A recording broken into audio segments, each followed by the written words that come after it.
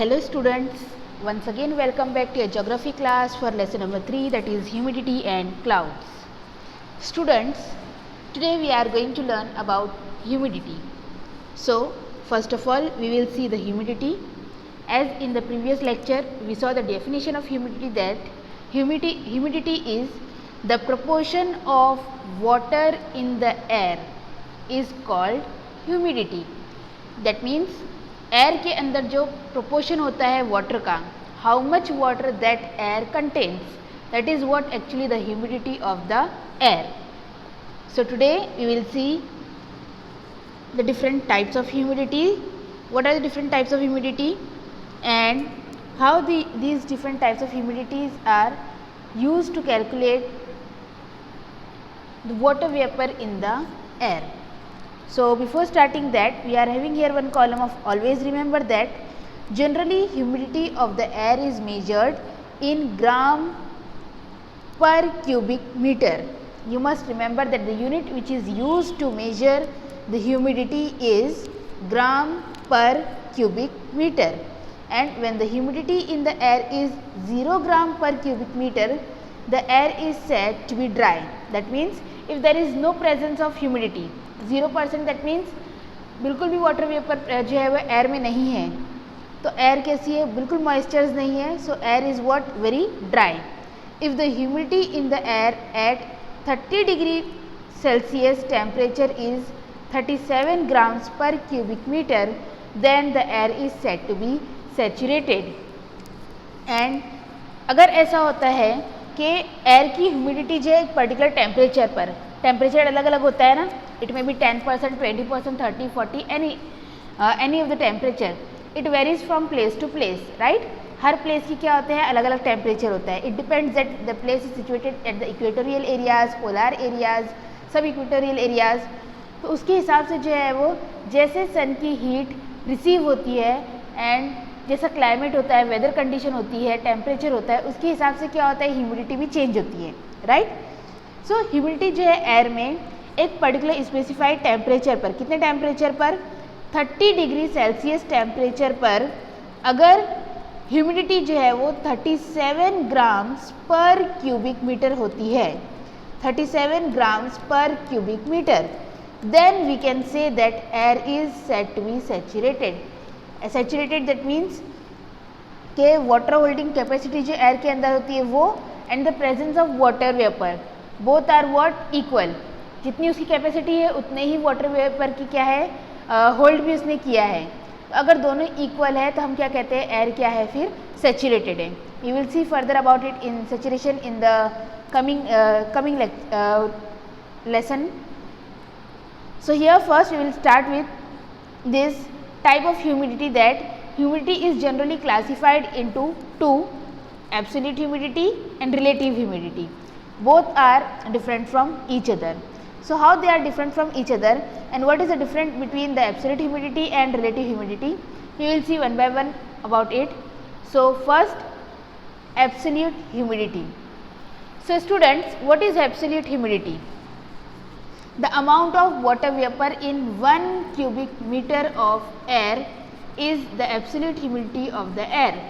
एक cubic metre में air के, एक क्यूबिक मीटर ऑफ एयर कितने जो है वाटर वेपर प्रेजेंट है, the amount of water vapour in 1 cubic metre air is what, the absolute humidity of the air. For example, the absolute humidity of the air near coastal area is higher than the air in the interior. अगर हम देखेंगे तो coastal areas जो होते हैं वहाँ पर humidity जो है वो एब्सोल्यूट ह्यूमिडिटी क्या होती है, ज़्यादा होती है, it is higher in compare to the interiors. जैसे कि जो इंटीरियर के पार्ट्स होते हैं जहाँ पर कोई भी वाटर बॉडीज़ प्रेजेंट नहीं होती है, तो वहाँ पर अगर हम देखेंगे तो वहाँ पर क्या रहेगा, एब्सोल्यूट ह्यूमिडिटी कम होती है, लेकिन कोस्टल एरियाज में क्या होती है, ज़्यादा होती है, because the evaporation process is more higher. और जो टेम्परेचर से जो सन रेज से जो हीट रिसीव होती है उसकी वजह से जो कन्वर्जन होता है, जो इवेपोरेशन का प्रोसेस होता है वो क्या होता है, it is very rapid. And that's why the presence of water vapor in the air is more in the coastal areas. Therefore, the absolute humidity is higher there, and in compared to that, in the interior part, the evaporation process is low and therefore the moisture present in the air is also less. Therefore, humidity in the air is low in compared to coastal areas. So, absolute humidity को जो अगर हमको understand करना है, so we are having certain points to remember so that we can understand it clearly. First, the amount of water vapor in 1 cubic meter of air is called the humidity, absolute humidity. The definition of absolute humidity, you must remember that 1 cubic meter of air, उसमें amount of water कितना present है, वो क्या है, उसका absolute humidity है. ठीक है. Generally, humidity of the air is measured in gram per cubic meter. Measurement for absolute humidity.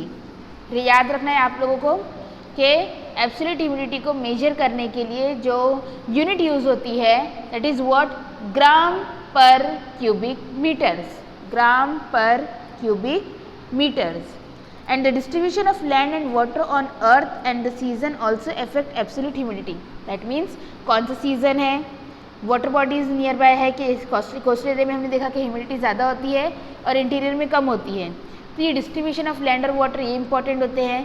Season कौन सा है, सीज़न के हिसाब से भी क्या होते हैं, ह्यूमिडिटी लेस और हाई होती है. समर सीजन में ह्यूमिडिटी का जो है रेशियो अलग होता है, विंटर में अलग होता है. तो ये डिपेंड करता है कि which season is there actually.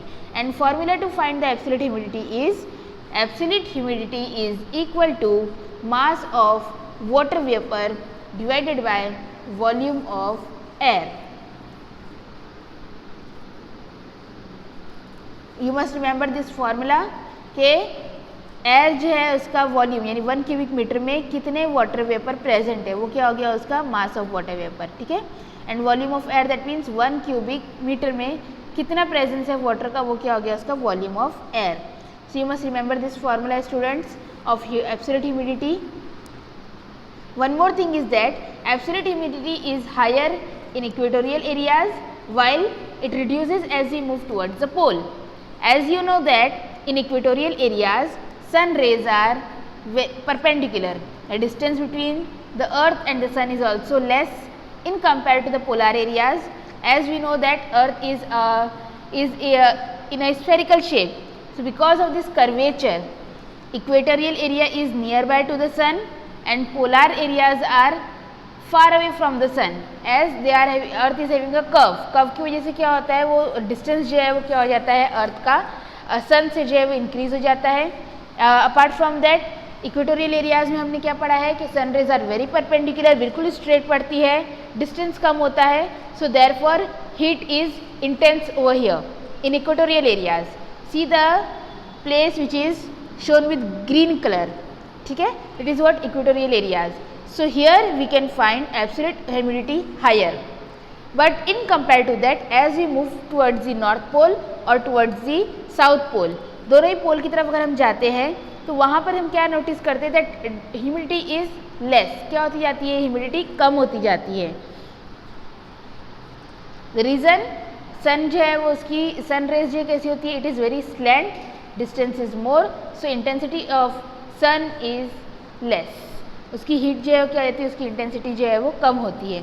So according to that water vapour जो है इसका फॉर्मेशन भी, मॉइस्चर्स भी क्या होते हैं, कम फॉर्म होते हैं. The distribution of land and water on the earth and the season also affect the absolute humidity. As I told you earlier that कि whether it is a coastal area, whether it is a interior area, it depends. उसके हिसाब से क्या होता है, humidity जो है वो ज़्यादा और कम होती है. सीजन्स जब चेंज होते हैं तो उसके हिसाब से भी क्या होती है, ह्यूमिडिटी में चेंजेस नज़र आती है. So that was all about the absolute humidity. You must remember the definition of absolute humidity, students, that the amount of water vapor in 1 cubic meter of air is the absolute humidity of the air. Now, just keeping in mind this definition of absolute humidity, we will see the next type of humidity, that is relative humidity. And what is the difference between the relative humidity and the absolute humidity? So students, what is relative humidity?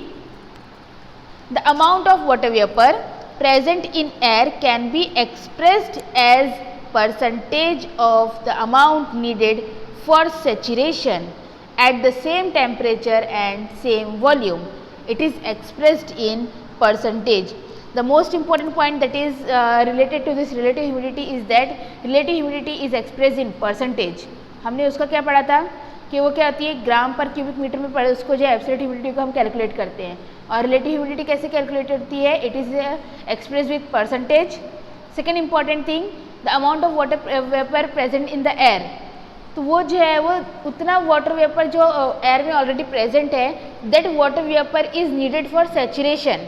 और वो अगर saturation 100% जो होता है ना, कि जितनी उसकी वाटर होल्डिंग कैपेसिटी है उतना ही उसने क्या किया है, वाटर को होल्ड किया है। That means the air is in the state of saturation. That is what relative humidity. वो डिपेंड करता है कि कितना जो है वो water holding capacity. See here, suppose करो 10 डिग्री सेल्सियस अगर टेम्परेचर है और वाटर वेपर जो है वो यहाँ पर फर्स्ट में क्या दिखा रहा है, that 100% relative humidity. 100% how, as 10 degree Celsius है, बट वाटर होल्डिंग कैपेसिटी जो थी एयर की जितनी थी उतना ही क्या किया, एग्जैक्टली उतना ही वाटर वेपर जो है वो एयर ने होल्ड किया। That means how much the capacity, that only same capacity water is hold by the air. That means दोनों भी क्या हो गया, इक्वल हो गया। That means 100% relative humidity. Second one see, 20 degree Celsius temperature अगर है, सो वाटर होल्डिंग कैपेसिटी जो है वो क्या है, ज़्यादा है, बट वाटर जो होल्ड किया है एयर ने वो कितना किया है, 53% किया है। यानी कि जितनी उसकी कैपेसिटी थी उससे हाफ ही किया है उसने ऑलमोस्ट। तो इसीलिए रिलेटिव ह्यूमिडिटी जो है 100% नहीं होगी, जितनी उसकी कैपेसिटी थी उसका हाफ उसने जो है वाटर को होल्ड किया है। And now air is having the capacity to hold more water. That means here the relative humidity is almost 53%। See जितना येलोइश कलर दिख रहा है वो क्या है, उतना जो है वो और उसकी कैपेसिटी बाकी है, उतने और वाटर वेपर क्या कर सकती है, एयर जो है वो होल्ड कर सकती है। लेकिन अभी वहाँ पर जो है वो होल्ड नहीं किया है, दैट मीन्स वो पूरा उतना एयर जो है वो खाली है। ठीक है, तो इसीलिए वो क्या हो गया, 53% रिलेटिव ह्यूमिडिटी हुई। हालांकि टेम्परेचर क्या है, पहले वाले डायग्राम से आप देखेंगे तो इट इज़ डबल, राइट।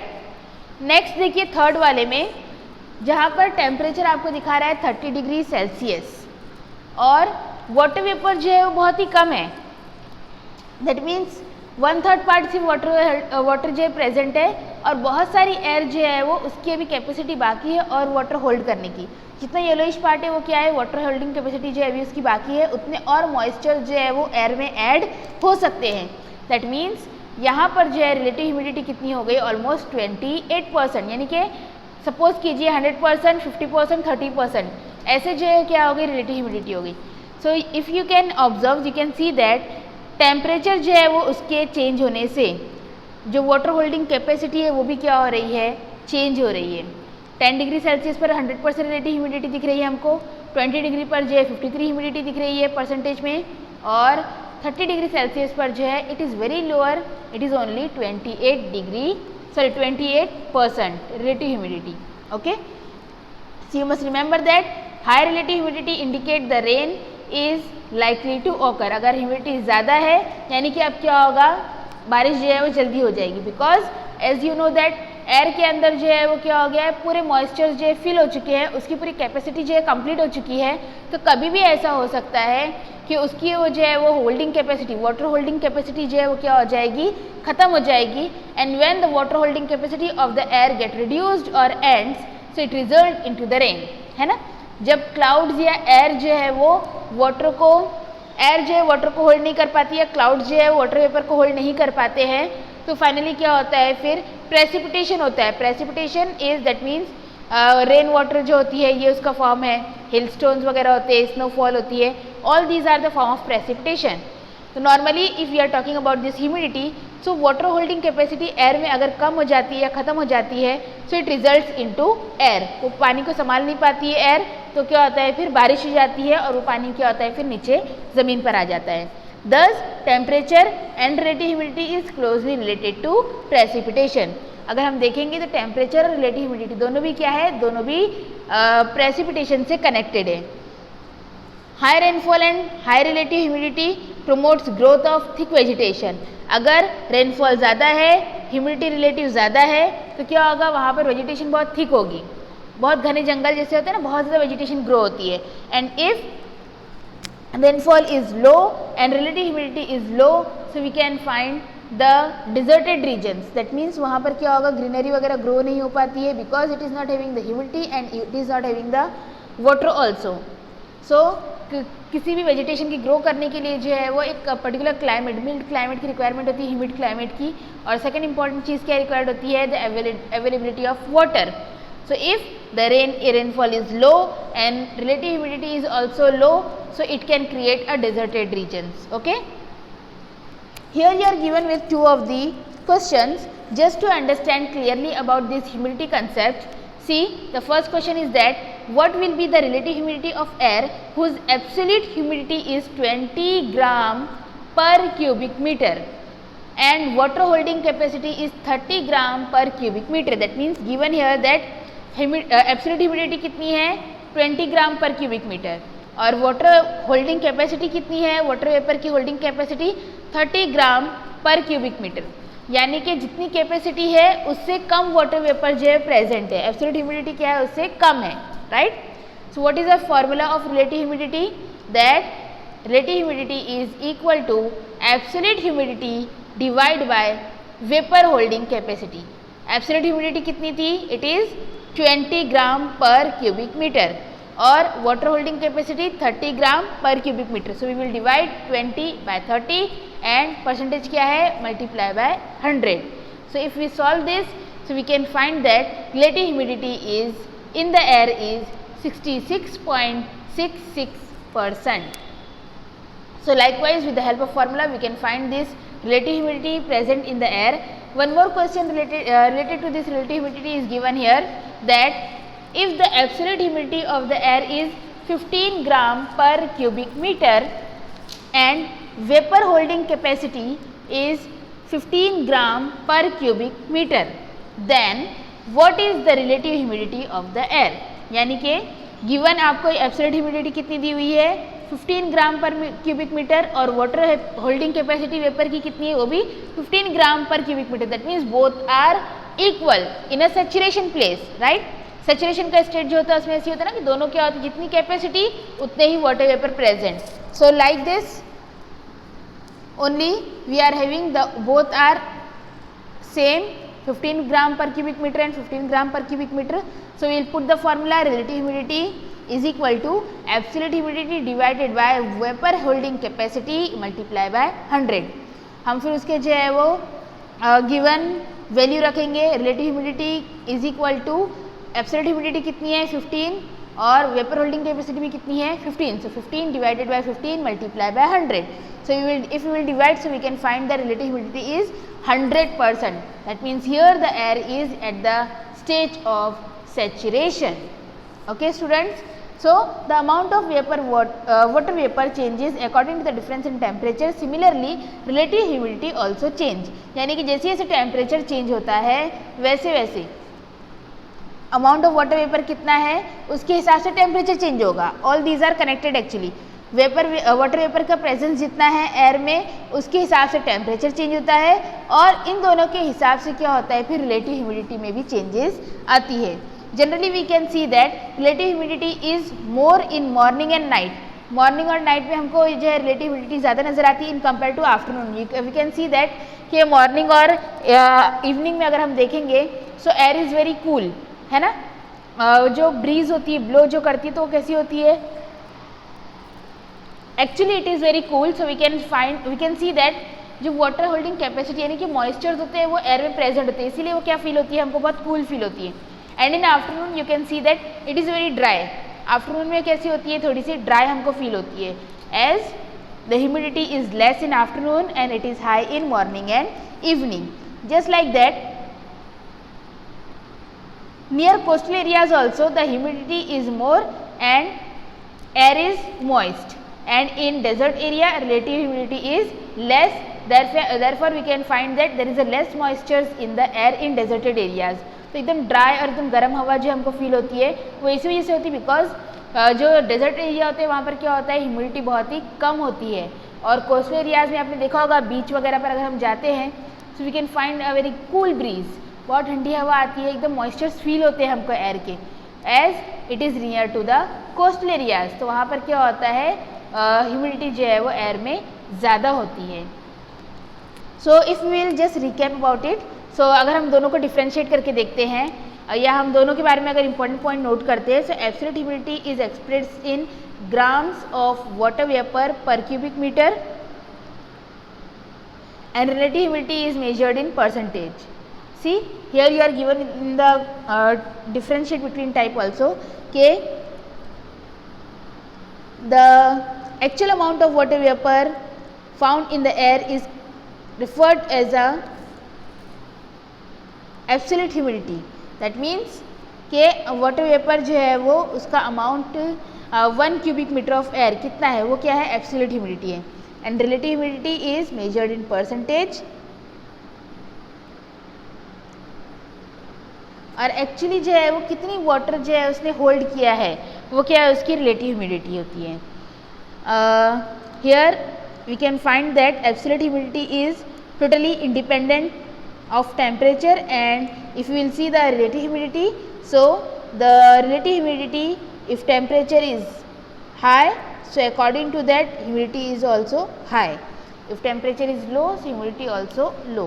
यानी कि temperature और humidity और water vapor, all these are connected to each other. So likewise here we completed with this absolute humidity and relative humidity, students. And the most important thing is that to calculate this humidity instrument is used which is known as hygrometer. जो instrument use होता है humidity को calculate करने के लिए उसे क्या कहते हैं, that instrument is known as hygrometer. Okay, so this is the pic of that hygrometer. इसके ज़रिए क्या करते हैं, ह्यूमिडिटी को कैलकुलेट करते हैं. सो students here we completed with this types of humidity. In the coming lecture we will see the next topic which is related to condensation, densification and sublimation. What are these terms and how these are related to this humidity and clouds, we will see about that in our coming video. Thank you students.